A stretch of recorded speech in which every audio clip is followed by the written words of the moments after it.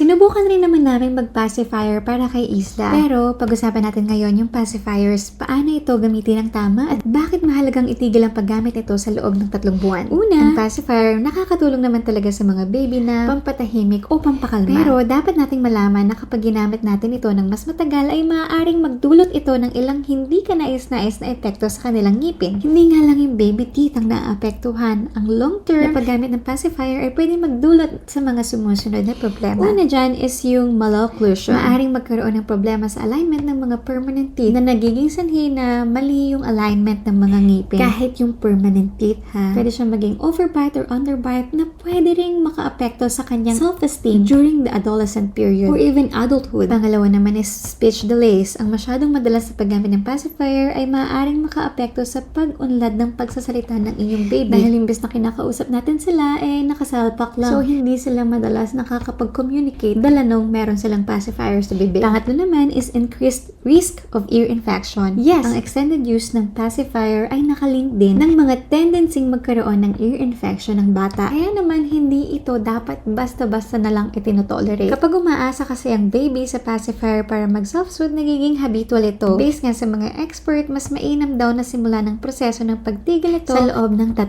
buwan. Sa panahong ito, kasi natututo na yung mga baby kung paano mag-self-soothe o magpakalma sa kanilang sarili. Ito yung mga tips kung paano natin may iwasan yung bad habit na to. Una is yung gradual weaning. Sisimulan mo yung proseso ng pag-stop sa pacifier sa pamamagitan ng pagbawas ng paggamit nito. Halimbawa, pwede mong limitahan ng paggamit ng pacifier kapag matutulog lang. And tatanggalin mo na siya kapag tulog na si baby. Pangalawa is provide alternatives. Magbibigay ng mga teething toys or comfort objects tulad ng mga malalambot na blankets or kulambo or any stuffed animals. Makakatulong din kasi ito para magpakalma sa kanila. Pangatlo is positive reinforcement. Purihin niyo yung baby niyo kapag hindi siya naghahanap ng pacifier. Kahit sa mga simpleng pagkakataon lang. Pang-apat naman is distraction technique. Engage niyo yung mga baby sa mga activities tulad ng playing, reading, and singing. Ang masayang distraction ay nakakatulong para hindi siya mag-isip ng pacifier. Pang-apat is be consistent. Panatilihin ang inyong desisyon. Mahalaga kasi na consistent para mas madali silang makapag-adjust. Huwag din kalimutang i-enjoy ang bawat moment kasama ang iyong baby. Ang pagdidisiplina at pagtulong sa kanila na matutong mag-self-soothe ay isang malaking hakbang sa kanilang development. Yes, it's a milestone. Kaya sana nakatulong yung tips na to. Kung gusto niyo pa ng more parenting tips, tingnan niyo lang yung mga videos namin sa aming YouTube channel and i-share niyo na rin yung mga kwento at mga tips niyo sa comments. So, paano ba yan? Mag-iingat ka palagi. Love you!